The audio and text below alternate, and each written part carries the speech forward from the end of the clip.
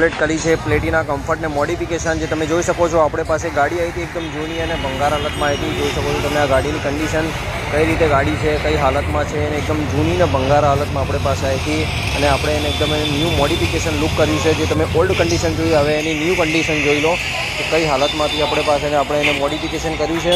તો તમારે પણ કોઈ બી ગાડી બનાવવી હોય ગમે તેવી બનાવવી હોય તો આવી જાઓ આપણી પાસે. આપણું એડ્રેસ છે ન્યાય મંદિર LIC ઓફિસના સામે palace road Meera bike modification Himmatnagar. Call ઉપર ઇન્સ્ટાગ્રામમાં વોટ્સઅપમાં કોઈ પણ જાતનું તમને એસ્ટિમેટ મળશે નહીં.